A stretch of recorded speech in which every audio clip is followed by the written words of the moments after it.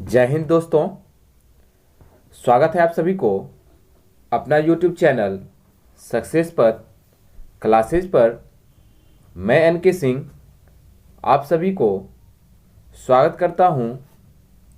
तो दोस्तों, मैं आज आप सभी के बीच इस वीडियो में लेकर के आया हूं सीटेट एग्ज़ाम में पूछे जाने वाले जो चैप्टर 3 है सीडीपी का, हेरिडिटी एंड इन्वायरमेंट, आनुवांशिकता एवं वातावरण, इसका महत्वपूर्ण क्वेश्चन आंसर। तो आप लोग बने रहेंगे इस वीडियो के अंत तक और मैं आपसे वादा करता हूं कि आप इस वीडियो को पूरा अंत तक देख लेंगे तो 3 नंबर चैप्टर से आपको सीटेट या यूपी टेट किसी भी टेट एग्ज़ाम में हेरिडिटी एंड इन्वायरमेंट से क्वेश्चन नहीं छूटेगा। ठीक है दोस्तों, तो आगे बढ़ने से पहले आपसे एक रिक्वेस्ट है कि जो मेरे प्यारे दोस्तों इस YouTube चैनल पे नए हैं तो प्लीज़ चैनल को सब्सक्राइब कर लेंगे और बेल आइकन का बटन दबा देंगे ताकि आपको कोई भी न्यू वीडियो अपलोड हो चैनल पे तो सबसे पहले सूचना मिल जाए। ठीक है दोस्तों, और वीडियो अच्छा लगे तो आप लाइक एंड शेयर करना नहीं भूलेंगे। ठीक है दोस्तों, तो बढ़ते हैं इस वीडियो में आगे। तो क्वेश्चन नंबर देखेंगे। सबसे पहले आपके स्क्रीन पे क्वेश्चन नंबर 1 लग गया है जो आप देख रहे होंगे। ठीक है दोस्तों, तो क्वेश्चन नंबर 1 में जो है आपके सामने है, क्वेश्चन नंबर 1 कह रहा है, देखेंगे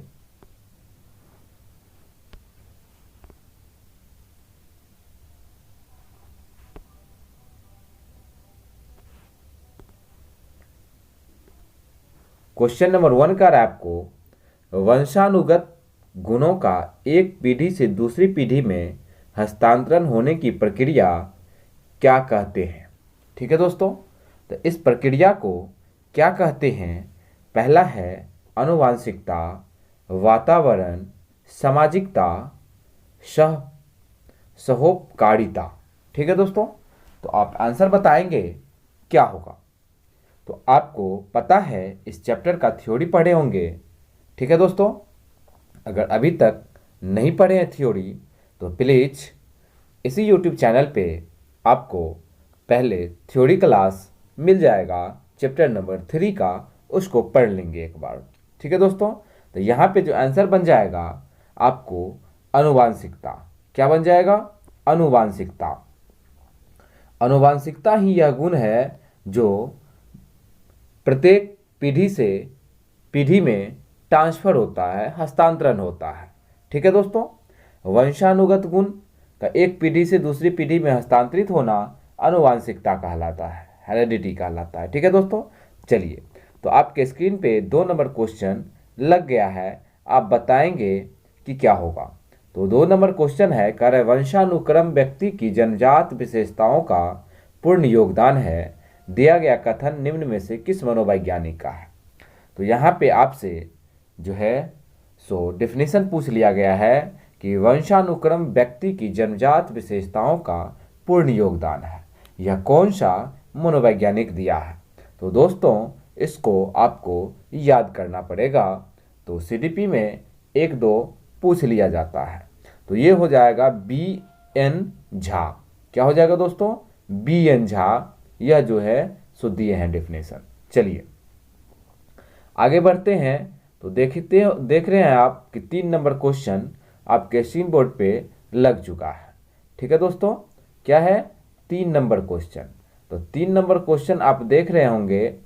यहाँ पे कह रहा है आपको 3 नंबर में कि जीव सांख्यिकी सिद्धांत का प्रतिपादन किस मनोवैज्ञानिक ने दिया है। तो यहाँ पे भी आपको याद ही करना पड़ेगा। तो कौन सा मनोवैज्ञानिक होगा? Francis Galton. ठीक है दोस्तों, फ्रांसिस गाल्टन महोदय दिए हैं। चलिए आगे कह रहा है, निम्नलिखित कथनों में से कौन सा कथन असत्य है? आपको गलत वाला कथन चुनना है। पहला कह रहा है, बीज कोष की निरंतरता का सिद्धांत प्रतिपादन बीजमैन ने किया है। ठीक है दोस्तों। माता पिता की शारीरिक एवं मानसिक विशेषताओं का संतानों में हस्तांतरण होना आनुवांशिकता का विशेषता या विशेष लक्षण है। तो ये तो सही बात है, दोनों का दोनों। अब कह रहे हैं आपको आगे देखेंगे कि पुरुषों में XX गुणसूत्र पाया जाता है। तो यहीं पे दोस्तों गलत आपको दिख रहा है, क्योंकि पुरुष में XX ही नहीं XY गुणसूत्र पाया जाता है। महिलाओं में XX पाया जाता है और पुरुष में XY दोनों पाया जाता है। इसी का कारण है कि बालक जो होता है, बच्चा जो होता है, वह पुरुष के गुणसूत्र के आधार पे होता है। यानी बालक का जो लिंग है निर्धारित पुरुष के गुणसूत्र पे निर्धारित होता है। अगर पुरुष से भी X ही जाएगा तो बच्चा गर्ल पैदा होगा, और पुरुष से Y जाएगा गुणसूत्र तो बच्चा जो है सो लड़का पैदा होगा। ठीक है दोस्तों। आगे कह रहा है, माता पिता के चरित्र का प्रभाव उसके बच्चे पर भी पड़ता है। तो ये भी ऑप्शन सही है, जबकि आपको ऑप्शन लेना है गलत वाला। ठीक है दोस्तों। तो यहाँ पे गलत ऑप्शन 3 नंबर है, तो आपका आंसर यही सही बन जाएगा। आप देखेंगे 5 नंबर क्वेश्चन को, आपके स्क्रीन बोर्ड पे लग चुका है 5 नंबर क्वेश्चन। कह रहा है, निम्नलिखित कथनों पर विचार कीजिए। ठीक है दोस्तों। तो क्या कथन है इसको हम लोग देखते हैं। तो कथन आपको कह रहा है, देखेंगे यहाँ पे कथन कह रहा है, पहला कि वातावरण व्यक्ति को जन्म से लेकर मृत्यु तक प्रभावित करता है। ठीक है दोस्तों। तो ये बात तो बिल्कुल सही है। नहीं, आपको प्रश्न पे विचार करना है क्या, कि वातावरण व्यक्ति को जन्म से लेकर मृत्यु तक प्रभावित करता है। आगे कह रहा है, आनुवांशिकता एवं वातावरण का प्रभाव व्यक्ति के शारीरिक, मानसिक, संवेगात्मक एवं सामाजिक विकास पर पड़ता है। ये भी बात सही है। आगे कह रहा है आपको, बालकों के विकास में उसके परिवेश अर्थात परिवार, समाज एवं पास पड़ोस की महत्वपूर्ण भूमिका होती है। ये बात भी सही है। नहीं, तो आपका आंसर क्या बन जाएगा यहाँ पे, ये तीनों का तीनों सही था, तो यहाँ पे क्या हो जाएगा, ये सभी। ठीक है दोस्तों। चलिए आगे आप देख रहे हैं कि आपके स्क्रीन बोर्ड पे 6 नंबर क्वेश्चन दिख रहा होगा, जो कहता है आनुवांशिकता एवं वातावरण दोनों क्या है, एक दूसरे का पूरक है, अलग है, कहा नहीं जा सकता, विवाद का विषय है। नहीं, एक दूसरे का क्या है, पूरक है। क्या है दोस्तों, पूरक है, कि एक के बिना एक नहीं चल सकता। जब तक दोनों का अंतःक्रिया नहीं होगा, एक मानव का पूरी विकास नहीं हो पाएगा। तो इसीलिए यहाँ पे क्या हो जाएगा आंसर, आपको ये 2 नंबर हो जाएगा कि एक दूसरे का पूरक है। चलिए आगे क्वेश्चन है 7 नंबर, देख रहे हैं। 7 नंबर क्वेश्चन कहता है कि बालकों की बुद्धिमत्ता निर्भर करती है, किस पे निर्भर करती है? तो बताइए, ज्ञान वर्धन के लिए पारिवारिक भ्रमण पर, पारिवारिक परिवेश पर, किस प्रकार वे अपने परिवार का प्रयोग करते हैं। ठीक है, पर्यावरण का प्रयोग करते हैं, प्रारंभिक जीवन में घर में की गई पढ़ाई। तो दोस्तों यहाँ पे आप देख रहे हैं, कह रहा है कि बालकों की बुद्धिमत्ता जो निर्भर करता है किस पे, तो सबसे ज़्यादा होगा कि पर्यावरण यानी परिवेश। किसका परिवेश, तो परिवार का परिवेश। क्योंकि आपको पता है परिवार क्या है, कि बालक का या बच्चा का प्रथम पाठशाला होता है। नहीं, तो प्रथम पाठशाला परिवार होता है, तो यहीं पे बालक सीखता है। अगर इसका माहौल ठीक नहीं रहा तो बालक का विकास ठीक नहीं रहेगा। ठीक है दोस्तों। चलिए अब देखते हैं 8 नंबर क्वेश्चन को। 8 नंबर क्वेश्चन कह रहा है, निम्नलिखित में से कौन सा वंशानुगत प्रभाव बालकों पर पड़ता है। ठीक है दोस्तों। तो यहाँ पे शारीरिक लक्षण का प्रभाव पड़ता है, लेकिन शारीरिक लक्षण का प्रभाव कैसा प्रभाव है, वंशानुगत प्रभाव है। चरित्र पर प्रभाव वंशानुगत प्रभाव है, बुद्धि पर प्रभाव वंशानुगत प्रभाव है। यानी उपरोक्त सभी, यह तीनों का तीनों ही हेरेडिटी प्रभाव है, हेरेडिटी इफेक्ट करता है इस तीनों के तीनों में। तो आपका आंसर क्या बन गया, आप देख रहे हैं कि आपका आंसर 4 नंबर उपरोक्त सभी बन गया। ठीक है दोस्तों। चलिए अब 9 नंबर प्रश्न आप देख रहे हैं, कह रहे हैं निम्नलिखित में से कौन सा जोड़ा, ठीक है दोस्तों, निम्नलिखित में से कौन सा जोड़ा वातावरण के संदर्भ में सुमेलित नहीं है, यानी इन्वायरमेंट की दृष्टि से देखते हुए इसमें कौन सा सही नहीं है। ठीक है दोस्तों, नहीं पे आपको थोड़ा ज़्यादा ही फोकस करना है। तो आप देखेंगे कह रहे प्रजाति की श्रेष्ठता पर प्रभाव क्लार्क महोदय। अब समझिए प्रजाति की श्रेष्ठता पर प्रभाव किनका है, तो क्लार्क महोदय का है, सही है। बुद्धि पर प्रभाव कैंडोल भी दिए हुए हैं। व्यक्तित्व पर प्रभाव वुडवर्थ का नहीं, मानसिक पर प्रभाव गोर्डन का। तो अब समझिए गलत कौन है। यहाँ पे गोर्डन तो ठीक है, मानसिक विकास का प्रभाव, क्लार्क सही है, कैंडोल सही है, और व्यक्तित्व पर प्रभाव जो कहता है वुडवर्थ, यही गलत है। क्योंकि व्यक्तित्व पर प्रभाव किनका है आपको पता है, न्यूमैन, फ्रीमैन और होल्जिंगर महोदय का है। नहीं, तो यहाँ पे यह ऑप्शन गलत है और आपको गलत ही चुनना था। तो आपका आंसर 3 नंबर बन गया। चलिए दोस्तों, अब है 10 नंबर क्वेश्चन। क्रोमोसोम्स होता है, क्या होता है, एक्स और वाई दोनों होता है। आप पढ़ भी चुके हैं, नहीं, तो एक्स और वाई दोनों होते हैं क्रोमोसोम। चलिए, इसमें कोई कंफ्यूजन समझ रहे हैं आप ना। चलिए, अगर कहीं से कोई दिक्कत हो तो आप कमेंट करके बताएंगे। बहुत दिनों से वीडियो अपलोड चैनल पे नहीं हुआ है क्योंकि समय का व्यस्तता है, मैं नहीं बना पाया था वीडियो। ठीक है दोस्तों, चलिए आगे 11 नंबर प्रश्न कहता है आपको कि निम्नलिखित बीमारियों में कौन सी एक आनुवांशिक बीमारी है, यानी जो हेरेडिटी से संबंधित हो। तो पहला है खसरा। खसरा रूबेला नाम का एक बीमारी होता है जो इन्वायरमेंट से प्रभावित होता है। रंगों को पहचानने की अंधता, कलर ब्लाइंडनेस, तो ये होता है दोस्तों इन्वायरमेंट से। पीलिया, पीलिया तो यह इन्वायरमेंट का इफेक्ट है। नहीं, डायरिया भी इन्वायरमेंट का इफेक्ट है। यहाँ पे हमने इन्वायरमेंट बता दिया था, सॉरी, यह हेरेडिटी का इफेक्ट है। कलर ब्लाइंडनेस जो है तो हेरेडिटी का इफेक्ट है। तो आपका आंसर 2 नंबर सही है। क्या है, 2 नंबर। चलिए 12 नंबर प्रश्न आप देख रहे होंगे, कह रहा है निम्नलिखित कथनों पर विचार कीजिए। कथन क्या कहता है आपको, बालकों के आनुवांशिक गुण उनकी वृद्धि एवं विकास दोनों को प्रभावित करती है। कहीं ना कहीं सही कह रहा है ये, नहीं। अब है आपको आनुवांशिक गुणों में के निर्धारण में गुणसूत्र महत्वपूर्ण भूमिका निभाती है, ये भी बात सही है। ठीक है दोस्तों, चलिए अब हम देखते हैं कोट को। यहाँ पे आपको क्या कह रहा है, उपरोक्त कथनों में से कौन सा सही है। तो मेरा दोनों का दोनों सही था, तो आपका सीधा सीधा आंसर 3 नंबर हो जाएगा कि दोनों सही है। ठीक है दोस्तों, चलिए अब आप प्रश्न देख रहे होंगे, यहाँ पे कह रहा है विगत वर्षों में पूछे गए प्रश्न, जो जो एग्जाम सब में पूछ लिए गए प्रश्न है उनको देखना है। तो यहाँ पे आप देख रहे हैं 13 नंबर क्वेश्चन कहता है आनुवांशिकता को डाइस सामाजिक संरचना माना जाता है। ठीक है दोस्तों, तो कैसा सामाजिक संरचना है आनुवांशिकता, स्थिर है, अस्थिर है, गत्यात्मक है, प्राथमिक है, गौण है। तो कैसा हो जाएगा, आप देख रहे हैं स्थिर हो जाएगा क्योंकि यह चेंजेबल नहीं होता है, जो एक बार हेरेडिटी मिल जाता है। ठीक है दोस्तों, सीटेट जून 2011 में पूछा गया क्वेश्चन है। चलिए अब आगे कहता है 14 नंबर क्वेश्चन कि बालक के चरित्र का विकास किसके द्वारा होता है। बताइए, बालक का जो चरित्र का विकास होता है किसके द्वारा होगा, इच्छा शक्ति से, वार्ता एवं व्यवहार द्वारा, नैतिक द्वारा, इन सभी के द्वारा। चरित्र यानी बिहेव, पर्सनैलिटी, कैरेक्टर का जो होता है सबके द्वारा हो जाएगा। इच्छा शक्ति, नैतिकता, व्यवहार एवं बर्ताव आप कैसे करते हैं, ये सारे के सारे बातों इसमें आ जाएगा। तो इन सभी के द्वारा हो जाएगा। ठीक है दोस्तों, क्वेश्चन नंबर 14 हम लोग देख रहे थे, नहीं। चलिए अब देखेंगे, यहाँ 14 नंबर का आंसर समझ गए, क्या हो जाएगा 4 नंबर।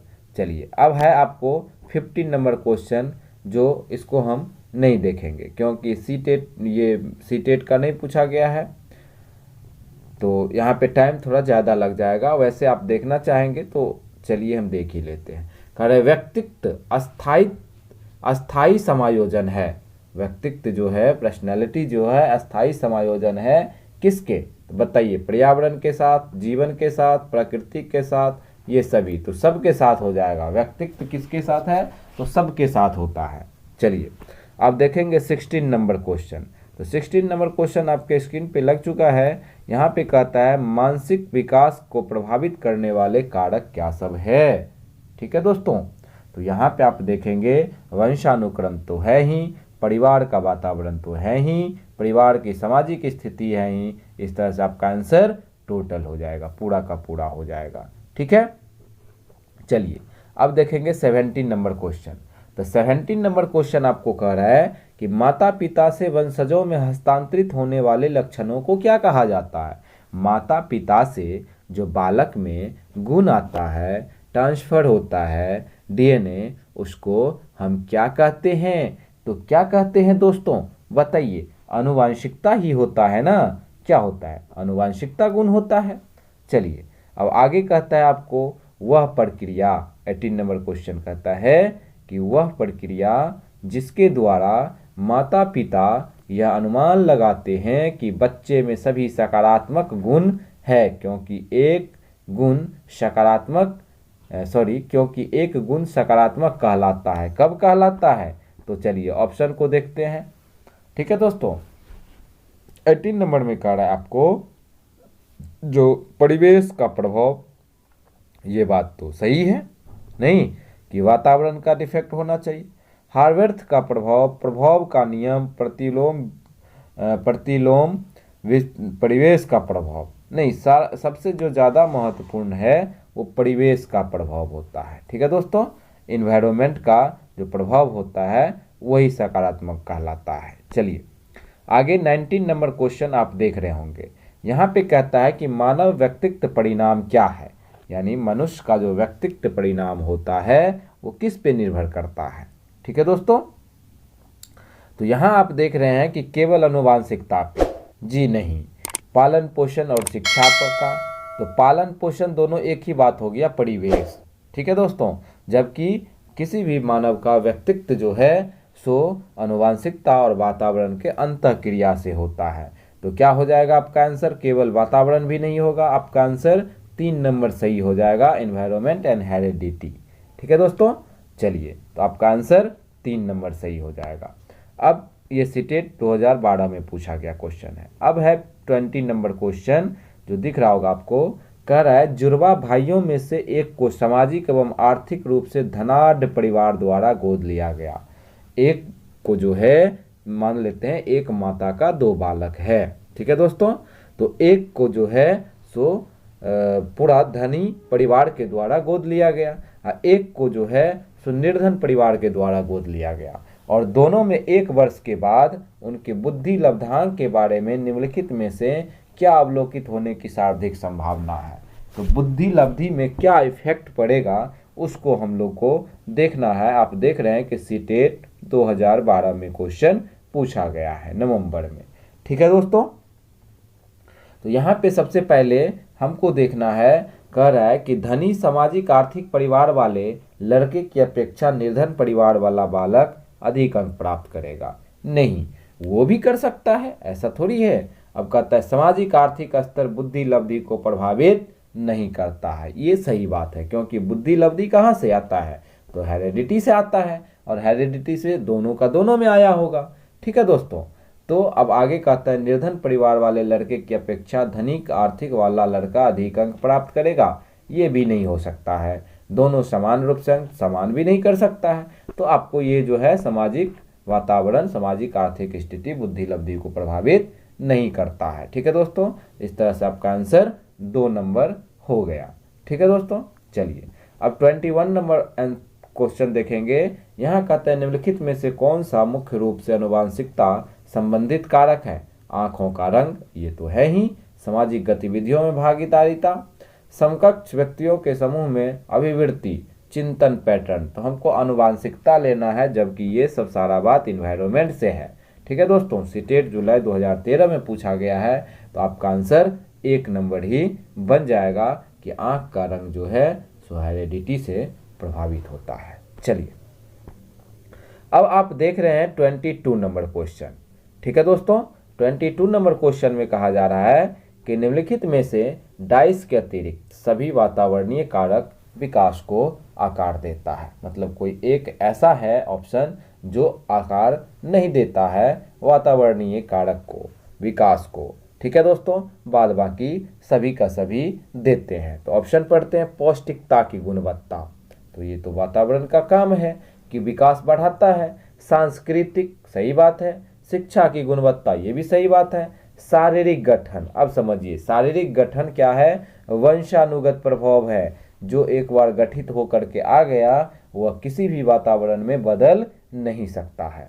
ठीक है दोस्तों, तो इसीलिए आपका आंसर 4 नंबर हो जाएगा। सिर्फ और सिर्फ यह नहीं दे रहा है, बाद बाकी सभी वातावरणीय कारक विकास को आकार दे रहे हैं। चलिए, कोई डॉट है दोस्तों? अगर डॉट है तो आप कमेंट के माध्यम से जरूर बताएंगे और अपना राय प्रस्तुत करेंगे। ठीक है, आगे बढ़ें। चलिए आगे आप यहाँ पे देखेंगे 22 नंबर तक क्वेश्चन हमने कर लिया। अब 23 नंबर क्वेश्चन देखना है। ठीक है दोस्तों, जो स्क्रीन पे आपके सामने दिख रहा होगा। 23 नंबर क्वेश्चन कह रहा है, देखिए कह रहा है, ये सीटेट 2013 में जुलाई में पूछा गया कि बच्चे के विकास में आनुवंशिकता और वातावरण की भूमिका के बारे में निम्नलिखित में से कौन सा कथन सत्य है। तो अब यहाँ पे आपको ऑप्शन देखना है। कह रहा है आनुवंशिकता और वातावरण दोनों एक बच्चे के विकास में 50-50% योगदान रखता है। नहीं, दोनों बराबर हमेशा नहीं होगा, हो भी सकता है, कभी कम भी होगा, कभी ज़्यादा भी होगा, लेकिन ये कह देना कि दोनों 50-50% योगदान देता है तो ये दोस्तों गलत हो जाएगा।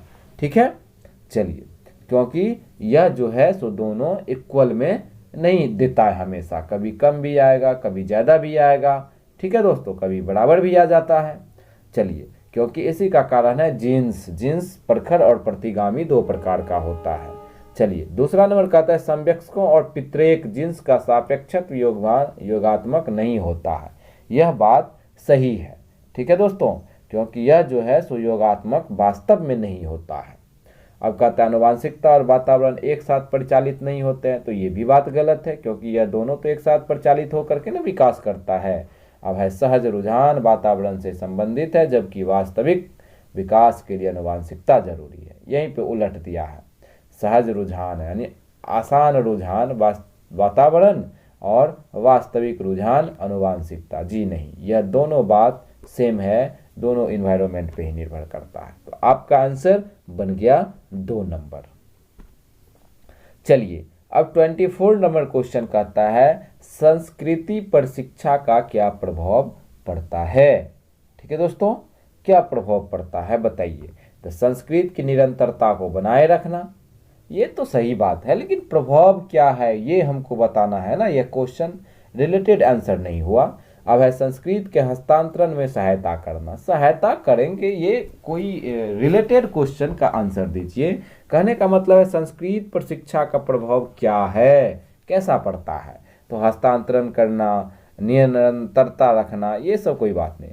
संस्कृत का परिष्करण, ठीक है दोस्तों, उपरोक्त सभी, तो उपरोक्त सभी में ये दो तो होगा ही नहीं, तो उपरोक्त सभी कैसे हो जाएगा। तो इसका आंसर आपका क्या बन जाएगा, 3 नंबर आंसर बन जाएगा। क्या बन जाएगा दोस्तों,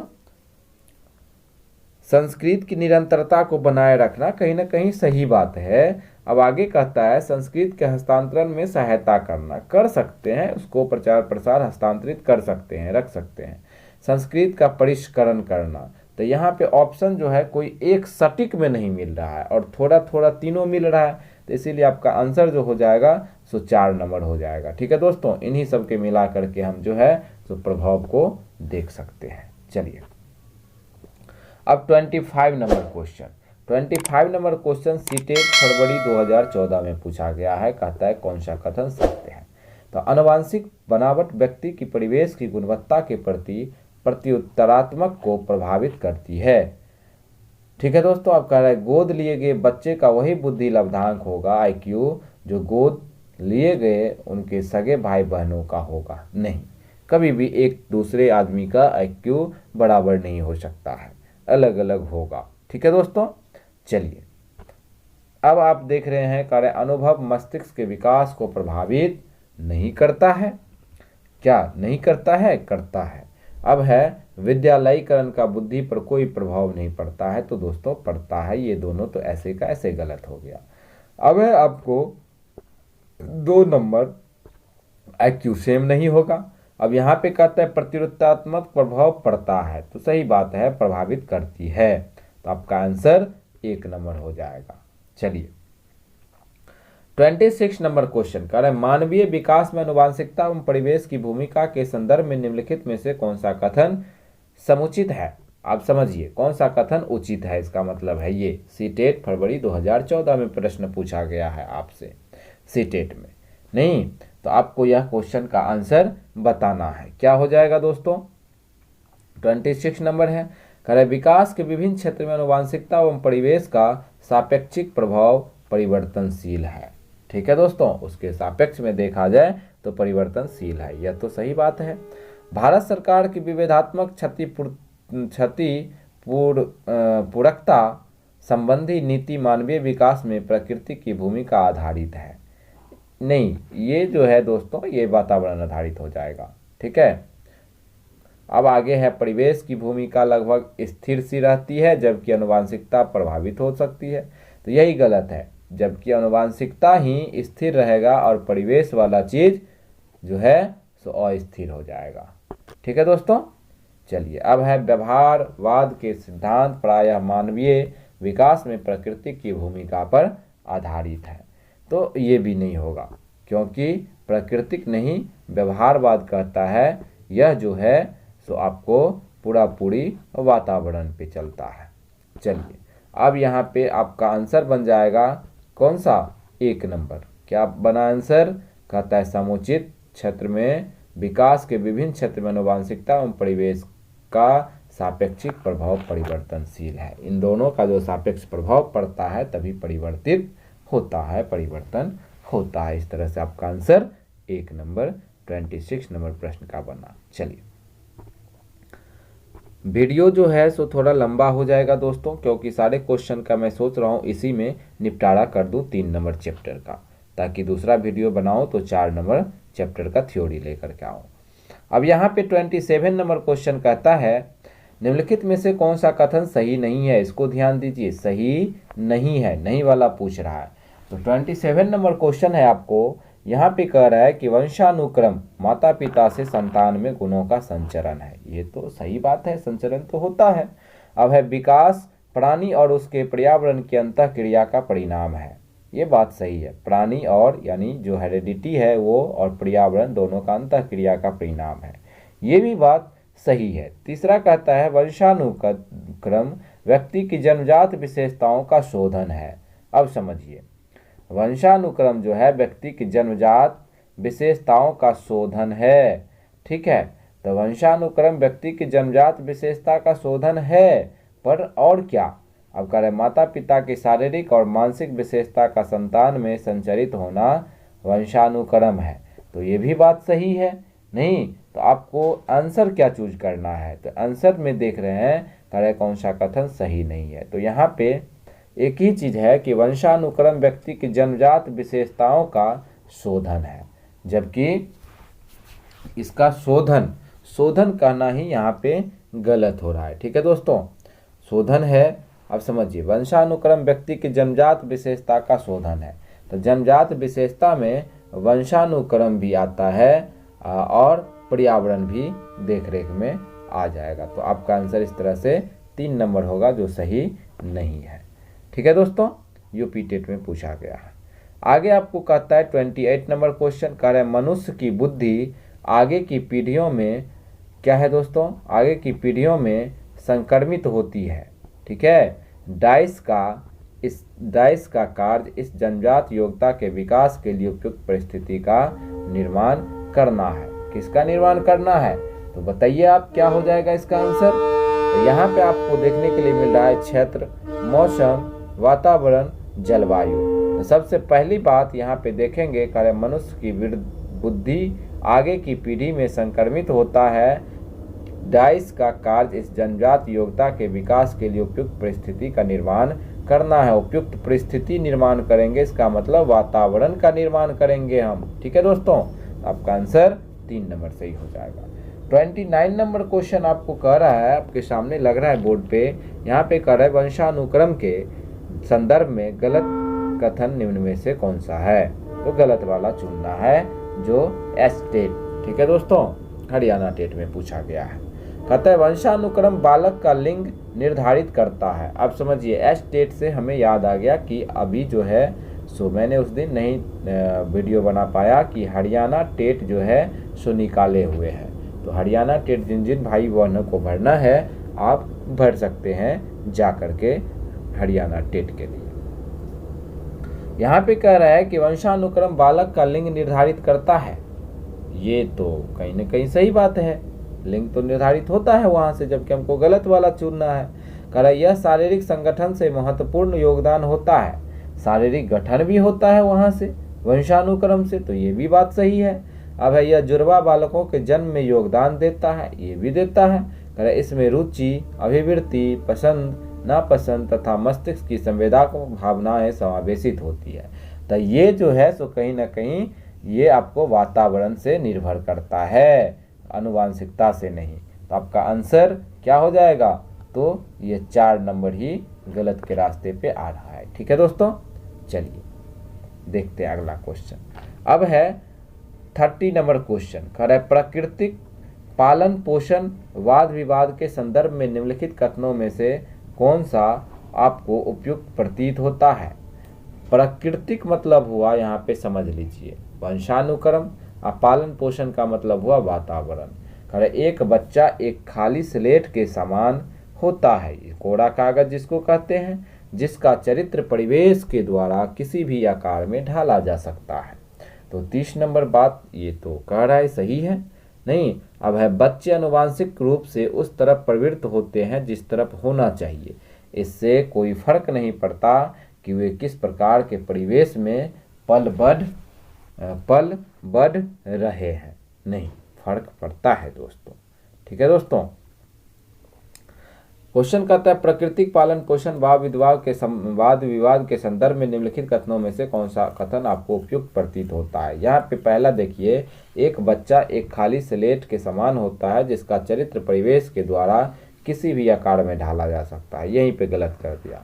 ठीक है दोस्तों, ढाला किसी भी आकार में जा सकता है, ठीक है, ढाल सकते हैं, लेकिन कहता है खाली स्लेट होता है, कोरा कागज होता है, तो परिवेश के अनुसार ही नहीं, वातावरण भी इफेक्ट करता है। अब आप बच्चे आनुवांशिक रूप से उस तरफ प्रवृत्त होते हैं जिस तरफ होना चाहिए। इससे कोई फर्क नहीं पड़ता कि किस परिवेश में पल बढ़ रहा है, बहुत फर्क पड़ता है दोस्तों। ठीक है, अब आगे कह रहा है एक बच्चे के व्यवहार का निर्धारण करने में परिवेशीय प्रभावों का बहुत कम महत्वपूर्ण होता है, वह प्राथमिक रूप से आनुवांशिक रूप से निर्धारित होता है। नहीं बहुत कम नहीं होता है, दोनों का प्रभाव इफेक्ट करता है। अब है वंशानुक्रम तथा परिवेश अभिन्न रूप से एक दूसरे से गुथे हुए हैं और दोनों विकास को प्रभावित करते हैं। तो यहाँ पे ये क्वेश्चन सही हो जाएगा, ऑप्शन आपका। ठीक है दोस्तों, चलिए 31 नंबर में देखते हैं। कह रहे व्यक्तित्व का विकास में डाइस एक महत्वपूर्ण भूमिका का निर्वहन करती है। तो किसके विकास में? व्यक्तित्व के विकास में। तो आनुवांशिकता और वातावरण का मिश्रण, ये सही बात है कि दोनों का अंतः क्रिया ही जो है सो उसको पूरा पूरी निर्वहन करता है। ठीक है दोस्तों, चलिए अब 32 नंबर क्वेश्चन कहता है कि क्या बच्चे इसीलिए भाषा अर्जित करते हैं क्योंकि उनमें आनुवांशिक रूप से ऐसा करने की पूर्व प्रवृत्ति होती है? उसके माता पिता प्रारंभिक अवस्था से ही उन्हें गहन रूप से सिखाते हैं। यह प्रश्न आवश्यक रूप से दर्शाता है, क्या दर्शाता है? 32 नंबर तो कहता है क्या विकास एक सतत प्रक्रिया है या एक असतत प्रक्रिया है? तो विकास क्या है? एक सतत प्रक्रिया है, या असतत तो होगा नहीं। अब आपको कहता है 32 नंबर में कि भाषा के विकास पर संज्ञान का प्रभाव, तो संज्ञान का प्रभाव तो पड़ता है नहीं। अब कह रहा है प्राकृतिक और पोषण पर बहस करने से क्या होगा? बहुकारक योग्यता के रूप में विकास पर चर्चा। तो आप जो है सो कह रहा है रूप सिखाते हुए प्रश्न आवश्यक रूप से क्या दर्शाता है कि बहुत सारे चीज़ों पे चर्चा आपको कर रहे हैं बहुकारक सिद्धांत पे। ठीक है दोस्तों, इस प्रकार से 4 नंबर ऑप्शन यहाँ पे सही हो जाएगा आपको।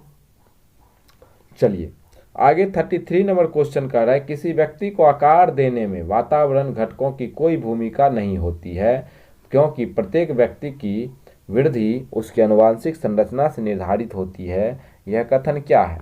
यह कथन सरासर गलत हो जाएगा दोस्तों। अरे किसी व्यक्ति को आकार देने में, आकार ठीक है, वातावरण के घटकों की कोई भूमिका नहीं होती, भूमिका नहीं होती है, होती है क्योंकि प्रत्येक व्यक्ति की वृद्धि उसकी आनुवंशिक संरचना से निर्धारित होती है, लेकिन वातावरण भी उतना ही काम करता है। खैर एक बार ऑप्शन को देख लेते हैं। ठीक है दोस्तों, तो ऑप्शन में क्या कह रहा है आपको यहाँ कह रहा है कि ठीक है क्योंकि बहुत से शोध, पहला कहता है बहुत से शोध यह सिद्ध करते हैं कि आनुवंशिक पदार्थ ही व्यक्ति के विकास की भविष्यवाणी करता है। तो ये बात ठीक है, ठीक है दोस्तों, विकास भविष्यवाणी करता है लेकिन पूरा पूरी सही नहीं है, बदल भी जाता है, ठीक नहीं है क्योंकि वातावरण के घटक किसी व्यक्ति की वृद्धि और विकास में कम योगदान करते हैं, नहीं, दोनों बात रहता है। चलिए अब आपका ऑप्शन जो है सो दिख रहा होगा, करे ठीक नहीं है क्योंकि बहुत से शोध यह सिद्ध करते हैं कि विकास में वातावरण का बड़ा प्रभाव पड़ सकता है, बिल्कुल पड़ सकता है। ठीक है दोस्तों, तो ठीक नहीं है, ये बात सही बात कहता है इसमें कि जो आनुवंशिकता से आया उसका वातावरण में ही विकास होगा, अगर वातावरण ठीक नहीं है तो ठीक नहीं होगा, जबकि ऊपर में कह रहा है कि नहीं। तो आपको जो है सो यहाँ पे 3 नंबर ऑप्शन ये कह रहा है। 4 नंबर कह रहा है ठीक है क्योंकि किसी व्यक्ति की आनुवंशिक संरचना बहुत प्रबल होती है, प्रबल कितना भी हो लेकिन दोस्तों वातावरण का कार्य पड़ेगा ही, वातावरण का हमको देखना ही पड़ेगा। यही बात यहाँ कह रहा है कि उसकी आनुवंशिक संरचना से निर्धारित होती है। तो वातावरण हेरेडिटी तो आ गया, जो आना था वो बदलेगा थोड़ी, तो आप जो है वातावरण को जैसा बनाएंगे वैसा बन सकते हैं। अब यहाँ पे 34 नंबर क्वेश्चन देख रहे होंगे, 34 नंबर कह रहा है एक 6 वर्ष की लड़की खेल कूद में असाधारण योग्यता प्रदर्शित करती है, उसके माता पिता दोनों खिलाड़ी हैं, उसे नित्य प्रशिक्षण प्राप्त करने के भेजते हैं और उस सप्ताहांश में उसे प्रशिक्षण देते हैं। अब समझिए, सप्ताह में एक दिन जो है सो उनको प्रशिक्षण मिलता है। बहुत संभव है कि उसकी क्षमताएं निम्नलिखित दोनों के बीच परस्पर प्रक्रिया का परिणाम होगी। उनको प्रैक्टिस के लिए भी भेजते हैं, उसके बाद टाइम मिलने पे खुद भी देखते हैं उनके मम्मी पापा। तो यहाँ पे क्या हो सकता है, कह रहा है वृद्धि और विकास। सीटेट कब का पूछा हुआ क्वेश्चन है? 2016 का 34 नंबर क्वेश्चन है। ठीक है दोस्तों, कौन सा क्वेश्चन है? 34 नंबर क्वेश्चन है, आप देख रहे हैं 34 नंबर।